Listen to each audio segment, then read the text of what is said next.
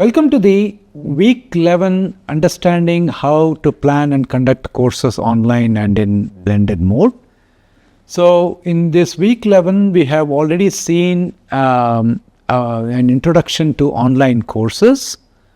In this video you will try to understand how to go about planning for online courses. Firstly, I don't have to tell you the importance of planning for courses, but then if you try to offer an online course, the amount of planning that is required takes an extra importance, right? So the usual way of course planning, the usual activities of course planning should anyway be there, right? We need to have a very clear course structure, the flow of the courses, okay? And it has to align with the learning outcomes and program goals, right? So this is something which is an integral part of this whole course itself that you are doing right now. So I don't have to repeat many of the things that have already been told to you, including facilitating better student engagement and success. But each of these points, when you are trying to define it for an online course, they may require some amount of fine-tuning when you are doing it for an online course as opposed to what we call as an offline course.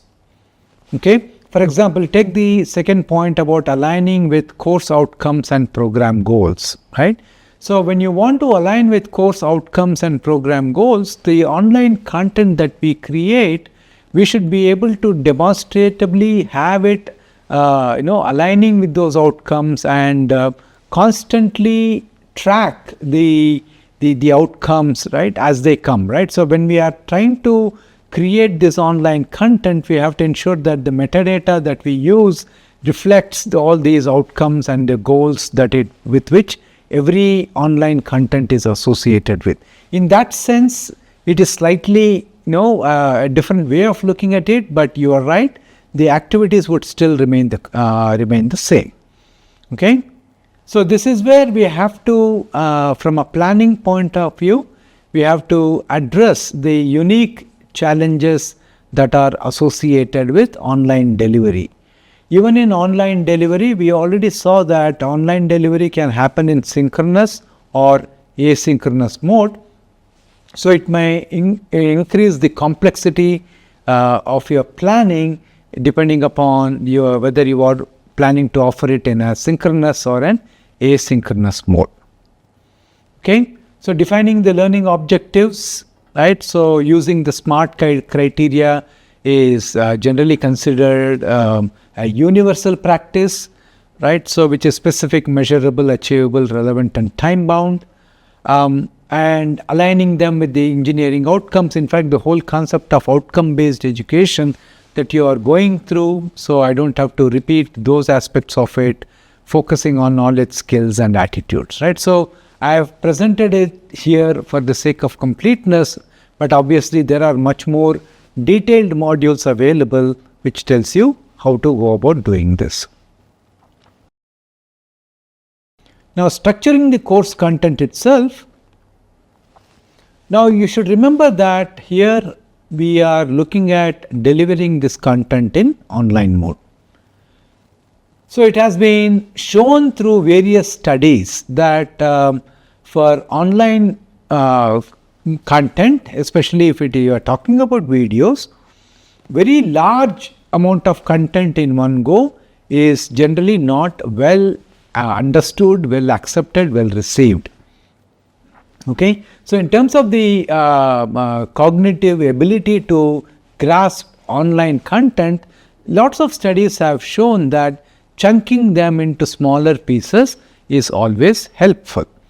So when you are talking about, of course, chunking them into modules and units is something we all are comfortable with. I have been doing it for regular courses all along.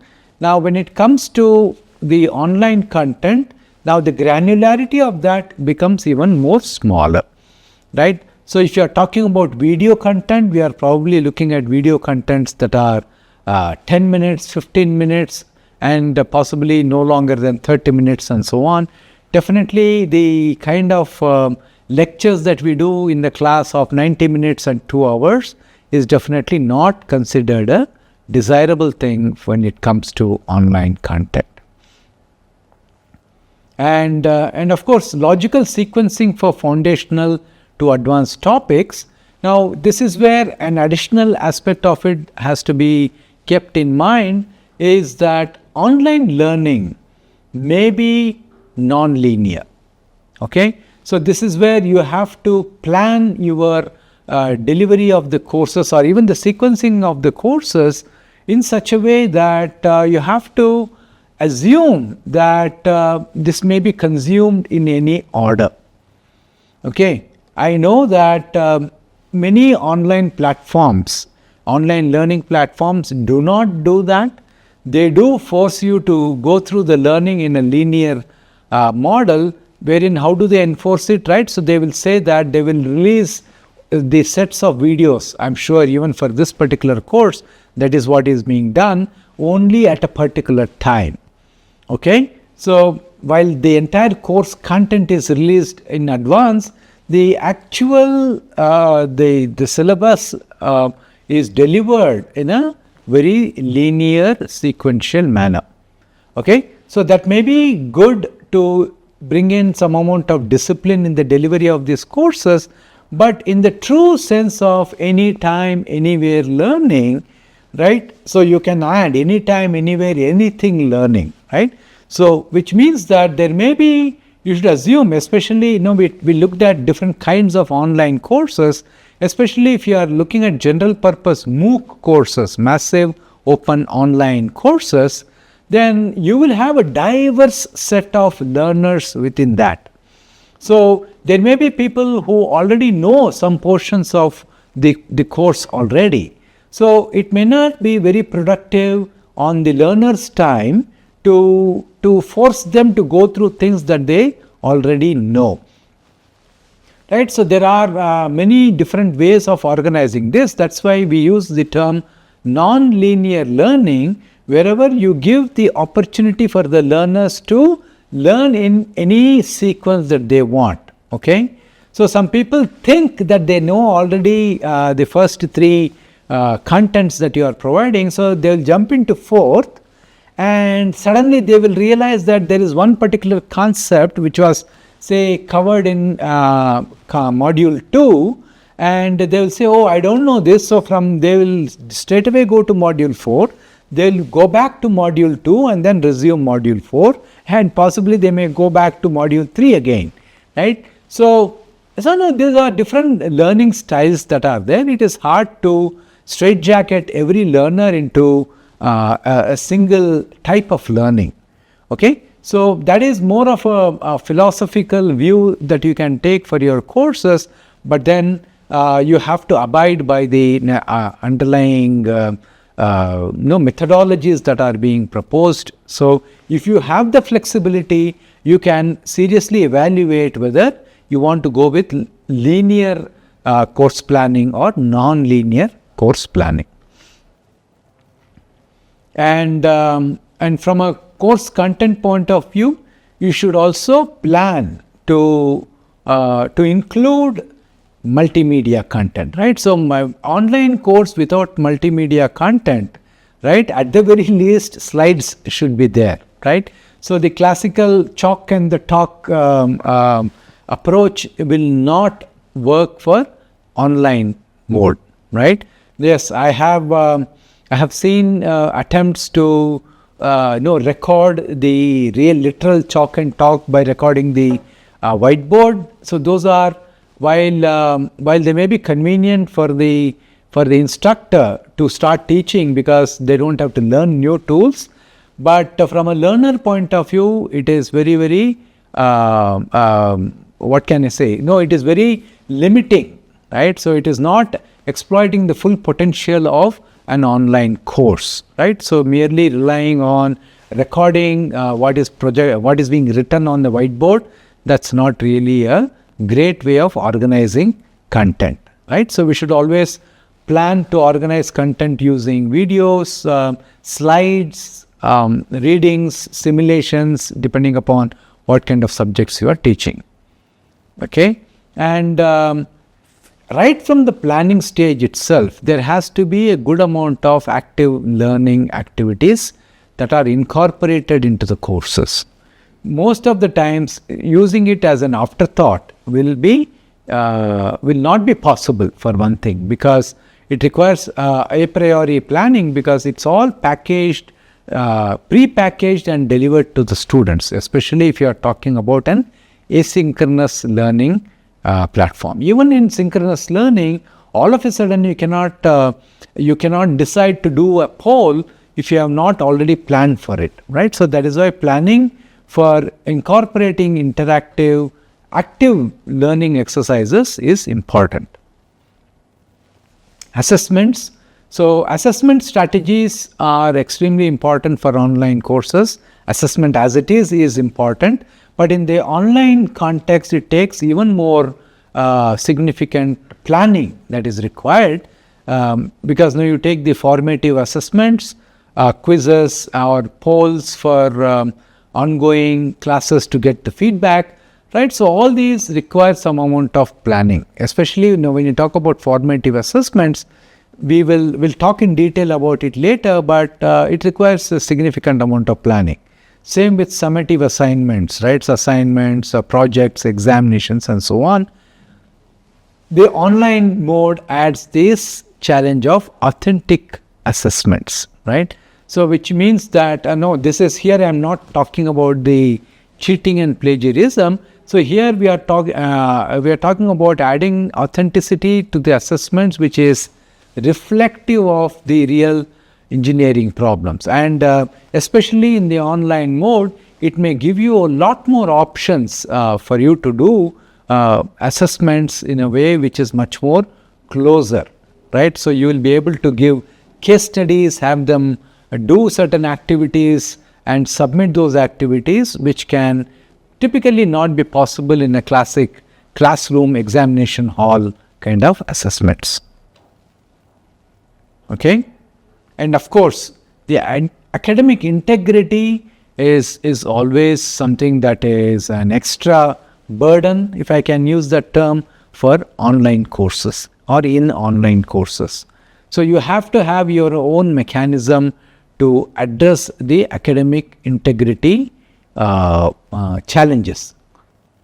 In typical, for example, if you consider even the NPTEL courses or SWAYAM courses, one strategy that is done is that notwithstanding any other assessment activity that is done online in the form of submissions, we may choose to include an in-person examination, which is proctored in a given center and so on, for us to get some more confidence with respect to the assessment we are conducting.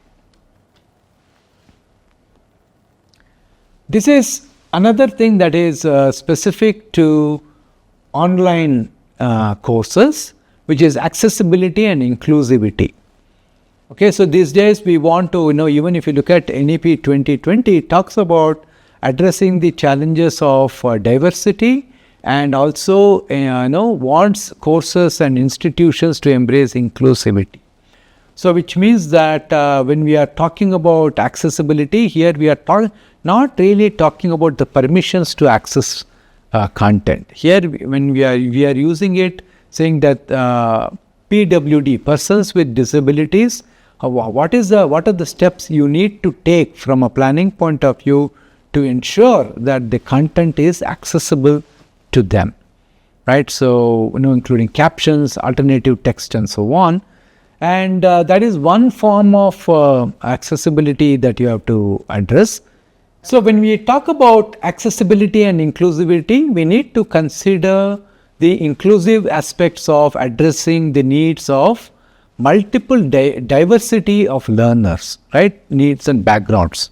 When you're talking about needs and background, the needs means, we talk about learners who are very sharp, who learn very quickly, and who possibly watch videos at 2x speed, versus those learners who are much more systematic. It may be inappropriate to call them slow learners, but normal standard learners as well. And of course, you may have people who are not that fast and who may want to watch the same video multiple times. So that is the advantage of online courses, wherein all three categories of people can be accommodated. So you have to plan, and the other aspect of it is about people having different backgrounds.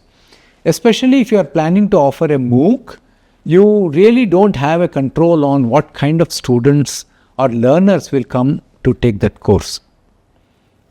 So when that happens, so you may have to plan to conduct this course in a particular way, and then there could be small additional tutorials that are given for people who don't have the necessary background for that particular topic. So this is where the non-linear nature of the course planning also comes into the picture.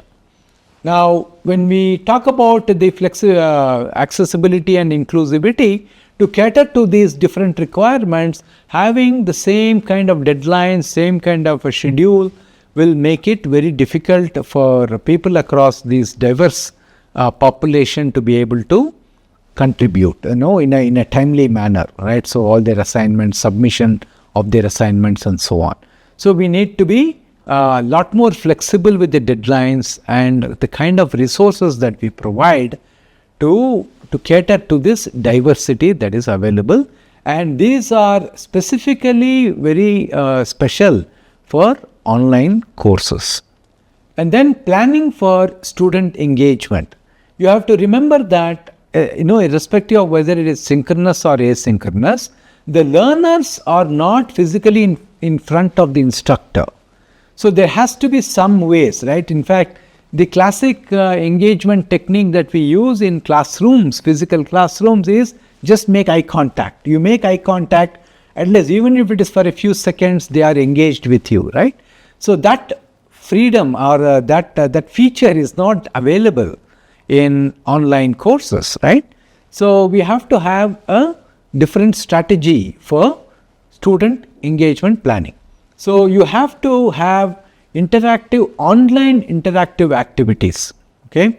Online interactive activities could include forums. When I say forums, discussion forums, wherein somebody asks a question and then people will help, or somebody will post a question seeking help, and there will be other learners who try to help you, or you as a course instructor yourself, you can post thought-provoking questions and you expect them to interact with you as part of the discussion. So you can have group work, and especially if this is a asynchronous kind of a learning, then it is good to mix it up with a few live sessions, okay? And from an engagement point of view, it is important to set very clear expectations of participation, right? So when you are talking about participation, we are talking about attendance. So how do you want to deal with attendance? How do you want to collect the attendance? You have to have some kind of a plan around it. Online courses are done, activities in online courses are done at different times by different members of the cohort, right?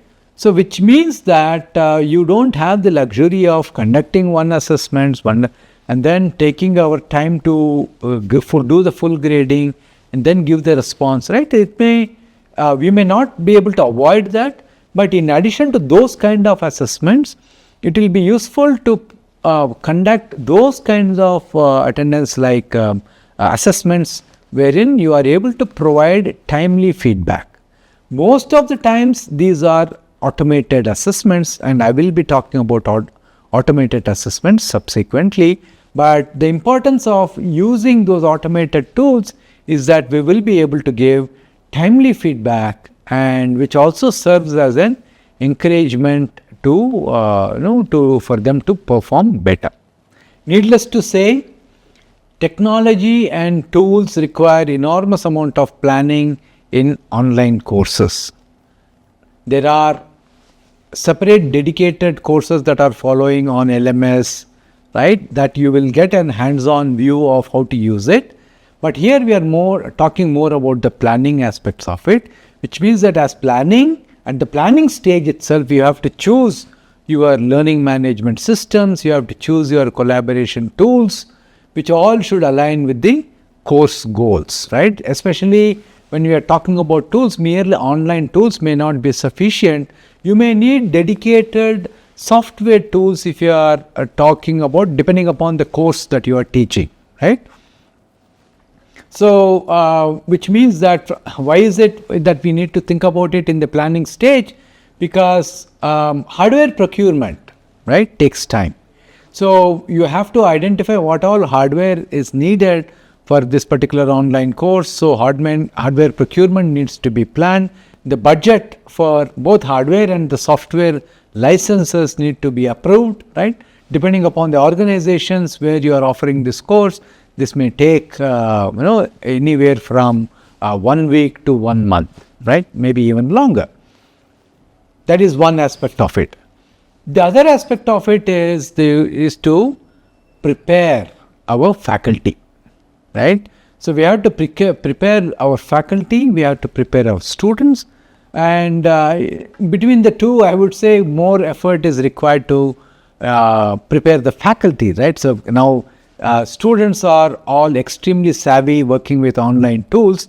They probably do not need any extensive orientation for using tools, but faculty members definitely may need orientation, because these tools can be quite diverse and each of them may add some level of complexity. Okay, so we need orientation on how to use the webcam, how to use the speakers, how to use the headsets and so on. Yes, there will be technical personnel who will be available to set this up, but learning this, the instructors themselves learning all of these things gives them more, will make them more productive, right? So, for example, they may be encouraged to set up their own studio at home, right, where there won't be any technical support available. So, it is good to get oriented to the technology that is needed. Now, orientation for using the software also may be needed, because there can be quite complex activities, including editing of videos. So, how do you edit the audios? How do you make sure that there is no noise, there is no interference? How do you do that? Tools for images, right? So, more again, from a planning point of view, this is not the time to be doing anything, but you have to make sure that you are able to plan for it. So, plan in terms of the people, plan in terms of the time, plan in terms of the budget, right? As I said, while all these things can be done by anybody, we may not everybody to be an expert in video editing, for example, right? So, from a planning point of view, you should budget and plan to hire somebody who will help with the editing of the videos, right? So, same goes with any of the tools. So, that is why from a planning point of view, it is important to have a full visibility to all the different tools that will be used. Backup plan, right? You can always be optimistic and assume that everything will go as planned in the online setting, but from a proper planning point of view, there has to be some amount of backup plans created, especially for technical issues, right? So, you have to create backup plan in any project management, but for online courses, specifically for technical issues, is where I would put an emphasis to say that much of planning has to be done, which means that there has to be a plan B. Okay. Now, suppose you are doing a doubt resolution session, right? So, from all of a sudden the internet conks off. Okay. One is to simply call off the session, or if it is a very small group, you can get into a call itself, right? So, you have to be able to plan to have that particular option, to exercise that particular option in case the primary plan goes for a toss. Okay, so that is something again from a planning point of view So you have to create a list of plans. Obviously, you cannot plan for every activity that will happen in the course, but as much as possible, you should do that. You should budget for it as well. Okay. So just to summarize module 2, we should know the regular course plan is not sufficient, right? It is of course necessary, but we have to augment it with additional consideration for online courses. Okay. Planning must include additional time required to take care of equipment, procurement and other purchases, right? So this is extremely important, because any delay here will eventually delay the launch of the course, delivery of the course itself. And there may be a lot of learners would have already registered, so it will not be a good thing to not be prepared or not be planned for the activities. Okay. And planning for training, as I said, especially for faculty members, is mandatory, is imperative, and that is something that you cannot take for granted. You cannot say, you cannot assume that they would know. Possibly you can assume that students would know, but it is not a good idea to assume that faculty members or the course instructors already know about all of it. So that is essentially the summary of module 2. Now we will pick up the more details about the tools and the techniques and the tips and the best practices in the next module.